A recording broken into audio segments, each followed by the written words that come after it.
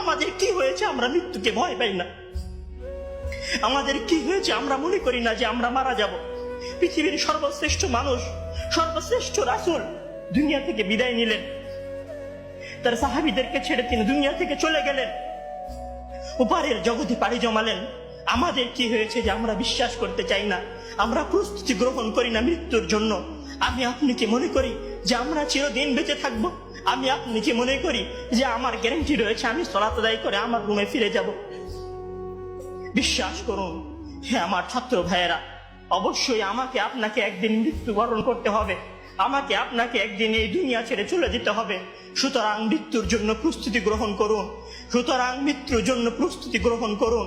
সেই দিন আসার পূর্বে, যেই দিন মৃত্যু আপনার দরবারে উপস্থিত হবে এবং মহান আল্লাহ তাআলাকে আপনি বলবেন, হে আল্লাহ, আমাকে স্বল্প একটু সময় দিন, আমাকে স্বল্প একটু সময় দিন, আমি ফিরে যাই এবং কিছু নেক আমল করে আসি। কাল্লা ইন্নাহা কালিমাতুন হুয়া কাইলুহা।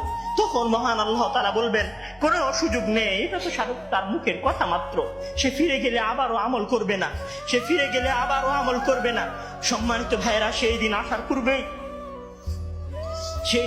পূর্বেই প্রস্তুতি গ্রহণ করুন, সেই দিন আসার পূর্বেই প্রস্তুতি গ্রহণ করুন। জেনে রাখুন, সেই দিন উপস্থিত হয়ে গেলে আর কোনো আমল করার সুযোগ থাকবে না। সেই দিন উপস্থিত হয়ে গেলে কবরের নাজাত পাওয়ার জন্য আর কোনো কিছু করার সুযোগ থাকবে না। সেই দিন এসে গেলে 2 রাকাত সালাত আদায় করে আল্লাহর কাছে ক্ষমা প্রার্থনা করার কোনো সুযোগ থাকবে না।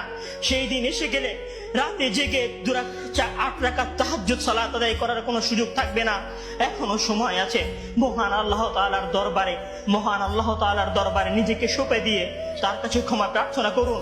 মহান আল্লাহ তাআলার দরবারে নিজেকে সঁপে দিয়ে তার কাছে ক্ষমা প্রার্থনা করুন। মানুষের সাথে কোনো ভুল থাকলে সে ভুলের ক্ষমা চেয়ে নিন। মহান আল্লাহ তাআলার সীমা লঙ্ঘন করে থাকলে মহান আল্লাহ তাআলার কাছে ক্ষমা চেয়ে নিন।